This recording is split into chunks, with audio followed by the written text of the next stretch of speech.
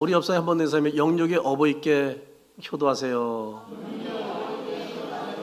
네, 부모님이 살아계신 분은 부모님에게 효도하면 되고요. 부모님이 안 계신 분은 우리 아버지 하나님께 효도하면 되겠죠. 추석 명절 앞둔 9월 셋째 주일 주 앞에 나온 여러분들에게 하나님의 크신 위로와 은혜와 평강 임치기를 주의 이름으로 축복합니다. 정령 민족 대이동입니다. 우리나라 인구수가 제가 찾아보니까 5,175만 1,065명이더라고요. 그중에 이번에 5일간의 명절 대기간이죠. 긴 기간이죠. 이 민족 이동하는 사람들이 3,695만 명이더라고요. 현재 통계 나온 게. 제가 그래서 퍼센트로 계산해 봤을 때 세상에 71.3%가 움직인다는 거예요. 대단한 민족 대이동입니다. 저는 추석 명절만 되면 새벽에 일찍 일어나서 아주 일찍 깨우더라고요. 제가 그때 뭐 5살, 6살 때부터. 그래서는 그 큰 집을 가는데 저 시골로 내려가야 되는 겁니다. 근데 걸어가야 됩니다. 차가 없어가지고. 그래서 한참 모르겠어요. 어린 나이에 뭐 지금 제가 뭐 3, 40분밖에 안 걸릴 거리인데 하여튼 많이 걸려서 가는데 꼭 아버님이 저한테는 약주를 들고 가겠어요. 약주가 지금처럼 플라스틱 아니에요. 병입니다. 병에다 약 1.5 2리터 되는 겁니다. 엄청 무거워요. 제가 그거를 해마다 들고 가는 거야. 추석 때, 설 때. 왜? 제사 지내러 가는데 그 약주 붓는 거 그걸 꼭 우리가 담당했나 봐요. 그래서 꼭 약주를 준비했다가 꼭 제가 들고 가고 그랬던 것이 지금도 생각이 나요.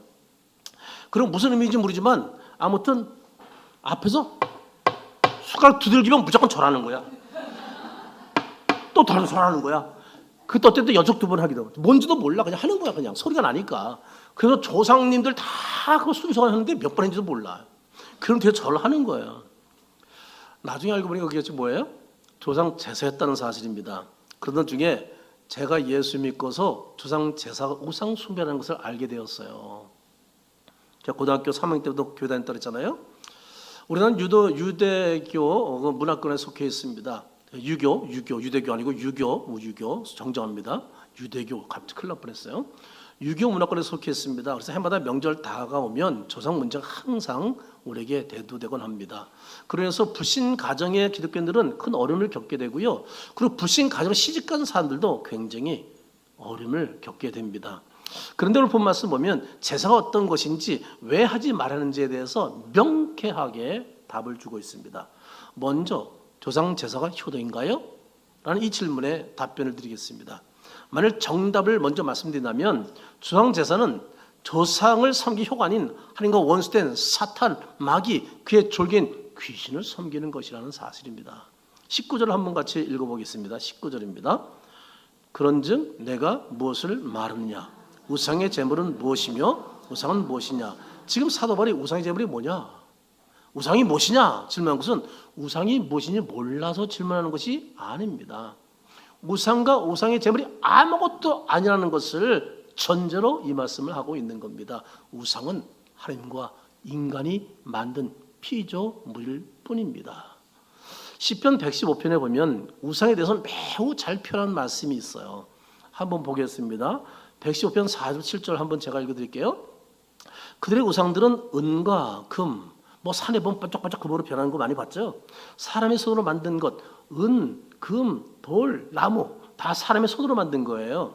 근데 입 있어도 말하지 못해. 먹는 우상 봤어요? 못 먹어요. 그리고 눈 있어도 보지 못해요. 저처럼 이렇게 돌릴 수 있어 없어요? 못 돌려요.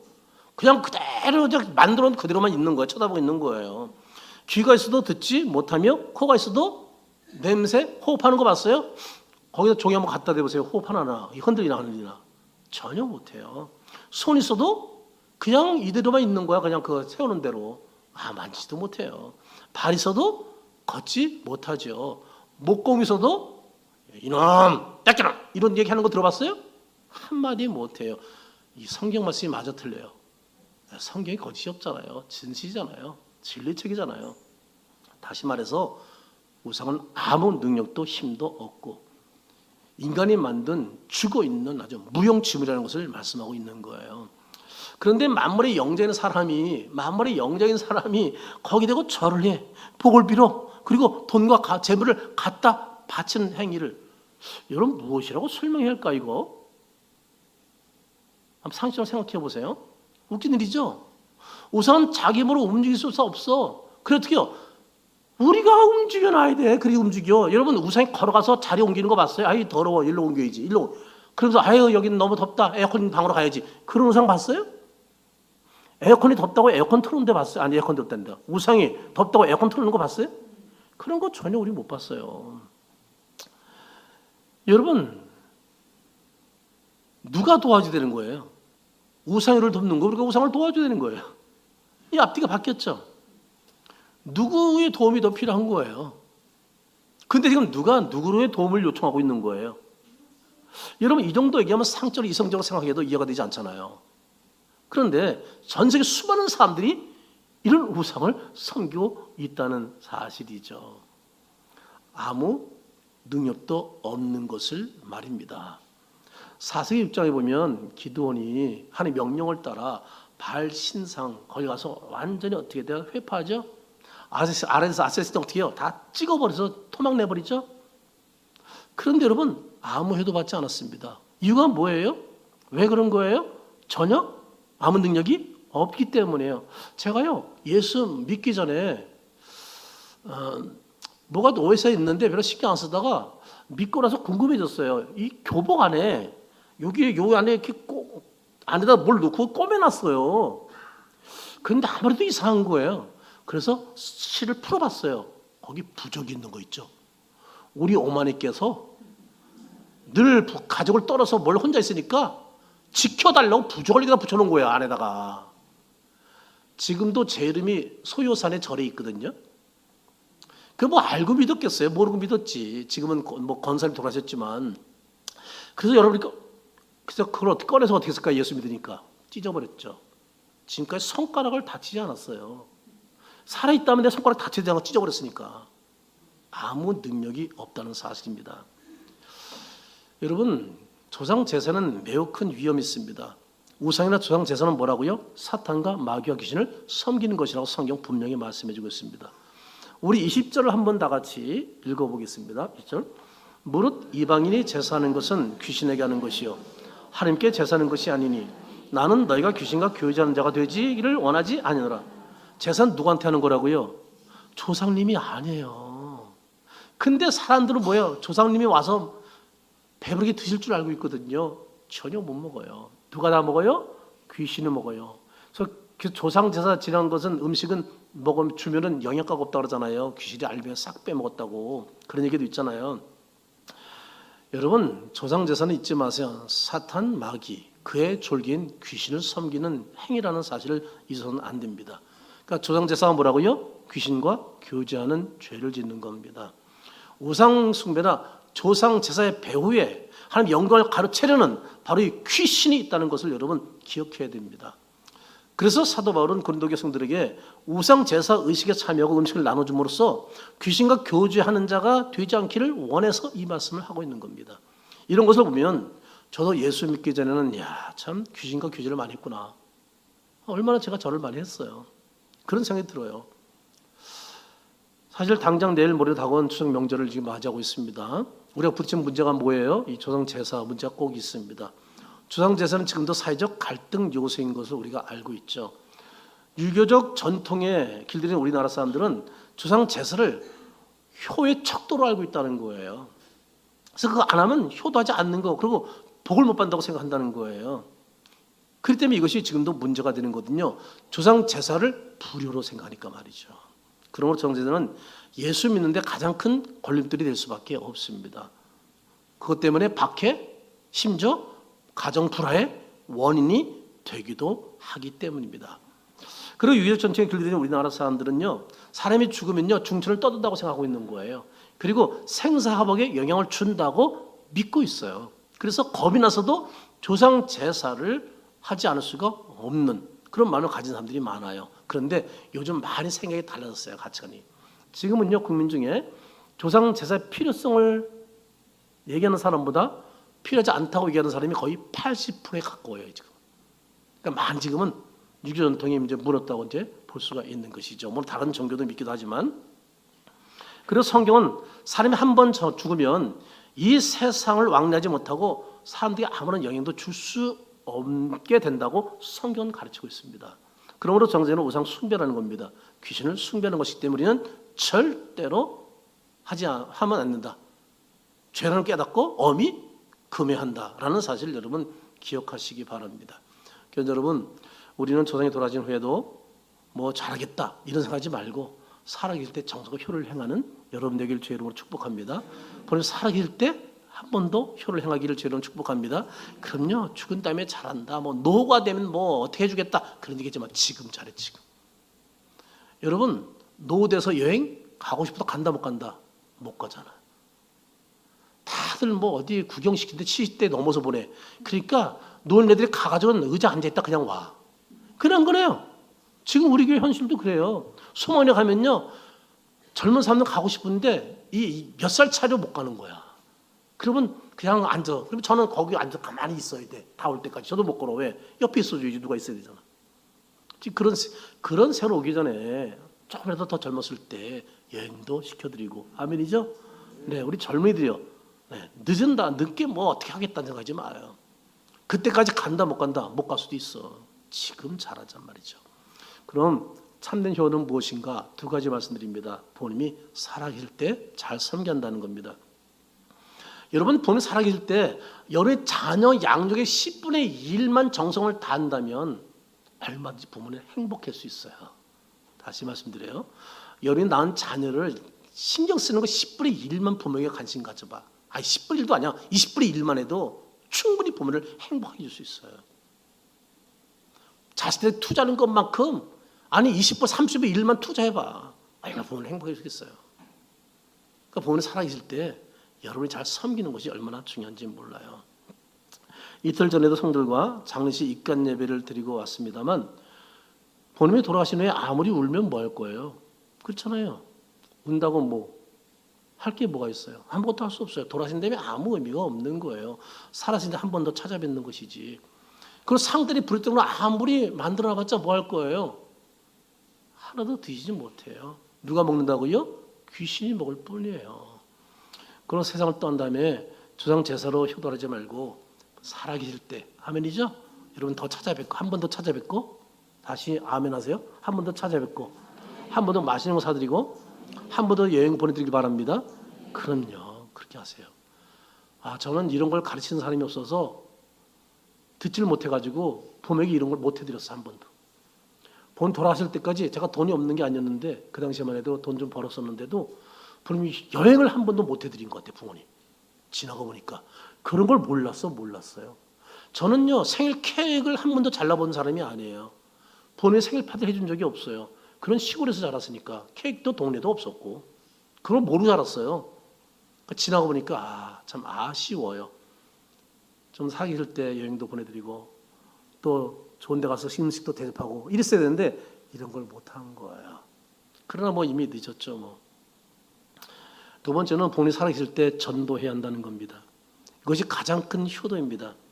돈을 많이 벌어서 보약 사드리고 집을 사드린 것도 물론 중요할 겁니다. 하지만 그것은 이 세상의 한시적인 기쁨뿐이다라는 것을 잊지 마십시오. 어차피 세상을 떠나야 할 때가 누구나 다 다가온다는 사실입니다. 그러므로 영원한 벌을 받을 지옥이 아닌 영원한 상을 받을 천국으로 안내하는 것이 가장 큰 효도라는 것을 믿으시기 바랍니다. 저는 불신 가정에서 태어났습니다. 그래서 제가 예수 믿기 시작하면서 물론 제가 예수 믿기 시작하면서 철이 들어가지고 부모님에게 물질 지원도 많이 했습니다만 그러나 제가 제일 잘한 것이 그분들을 예수 믿게 했다는 것. 아버님 돌아가신 6개월 전에 예수 믿고 천국 갔다는 것. 어머니가 권사님으로 세상을 떠나겠다는 것. 저는 이게 가장 큰 효도라고 보고 있어요.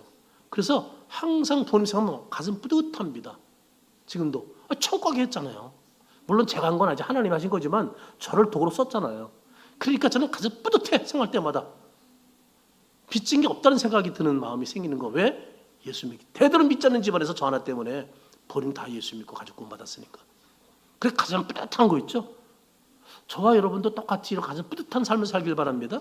아직도 가족 한 사람이라도 예수 믿지 않으면 이 가슴 뿌듯할 수가 없거든. 그러나 늘 이런 때가 오면 뿌듯해 그냥. 묘까지 가지 못 간다 할지라도 인사 못 가도 지금은 그래도 뿌듯한 마음이 제 마음속에 있는 것이 얼마나 감사한지 몰라요. 아마 지금 천국에 계신 우리 부모님이 살아생전에 하나님이 저를 통해서 예수 믿게 해준 것이 고마워서 지금도 쉬지 않고 저를 위해서 축복기도 하고 있으라고 저는 믿고 있어요. 그런 것을 영으로 느끼는 거죠. 이틀 전에 금요일 저녁 7시 40분 장영지사의 모친인 안영단 권사님의 입간 예배가 있었던 거 여러분 잘 알고 있죠. 그런데 제 마음에 계속 무거운 짐이 있는 거예요. 제가 금요일이요 좀 미리 설교 준비해놓고 좀 토요일은 좀 편하게 지내려고 사실 했는데 이 무거운 짐 때문에 토요일날 금요일날 아무것도 못했어요. 이 입간 예배만 신경 썼어요. 지금부터 그 일을 말씀드릴게요. 명절 준비에 바쁜 사모님을 제가 이것 때문에 설득했어요. 여보, 나하고 이런 좀 하자. 그래서 아내를 설득하고 이제 일을 했습니다. 장희쌤 형제가 1남 5녀예요. 마지막이 아들이에요. 6남매입니다. 그런데 아들이 예수 믿지 않는다는 말을 들었어요. 그게 제게 짐이 된 거예요. 어떡하지? 저 아들 요번 기회에 예수 믿게 해줄 텐데 이것이 종일 머리 떠나는 거기 전략을 제가 짠 거예요. 두 가지 전략을 짰습니다. 첫째, 입간 예배 드리기 전 7시 40분인데 그 전에 입간식이 2시인데 2시에 내가 가자. 미래 장례에 가가지고 가족과 함께 좀 한 20-30분 전에 가서 얘기 좀 나누다가 갑자기 가서 입간식 참석하면 그러니까 그래서 같이 들어간다. 이제 그런 계획을 제가 전략을 짠 거예요.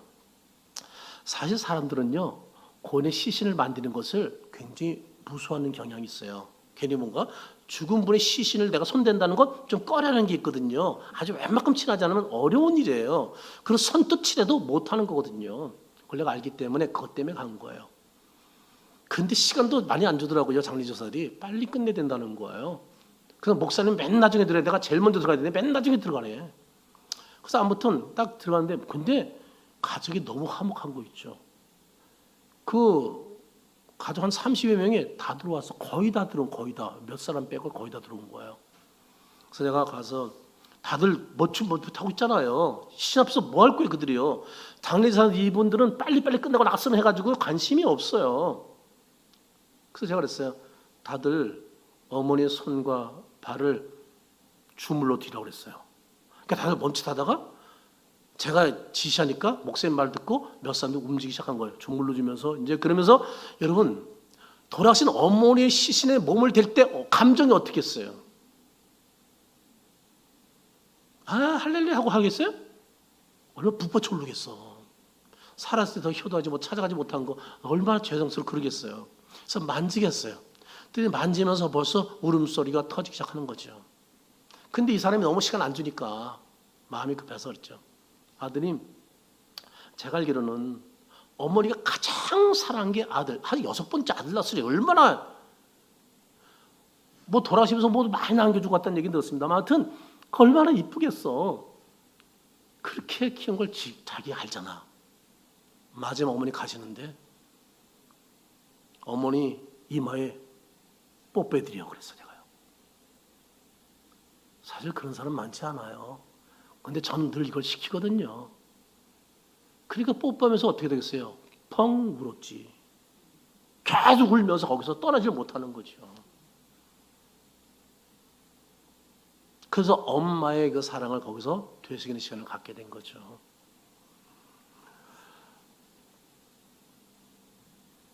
한참 흐느끼더라고요. 이게 첫 번째 전략이었어요. 제 전략. 이걸 제가 입간에 참석하면 못하잖아요. 그러니까 제가 일부러 간 거예요. 두 번째 전략은 제가 교회로 이제 돌아왔습니다. 아내가 돌아와서는 장인선에게 문자를 보냈어. 모친이 쓰시던 성경이 혹시 있지 않느냐. 그랬더니 거기 집에 있는데 가져온다고. 그래서 이제 집에 있는 성경과 노트를 이제 갖고 오게 된 거예요. 이제 가족 가운데 예수 믿지 않는 형제들도 있나 봐요. 제가 성경과 성경을 쓴 노트를 앞에다 준비해 놓으라고 그랬어요. 그리고 제가 입간 예배 설교 끝나자마자 성경책이 이거냐고 노트가 이거냐고 해서 제가 그중에 제일 그 두꺼운 노트를 갖고 이렇게 보고선 아들라고 그랬어요. 어머니가 마지막으로 남기신 거다. 어머니가 마지막으로 남긴 동영상을 제가 봤거든요. 설교 전에 그 얘기도 한 다음에 이거 어머니가 가장 사랑하는 아들에게 유물로 주는 것이다. 내가 증정식 한다. 저는 장례식에 증정식 하는 거 처음 해봤어. 이게 뭐예요? 하나님의 아이디어였어요. 이게 신의 한 수였어요. 그러니까 얼마나 묵직했어 그 분위기가. 그러면서 이 성경 받들고 앞으로 교회 나가야 된다고, 열심히 해야 된다고 했더니 고개를 끄덕이더라고요. 그 증정식을 한 거예요.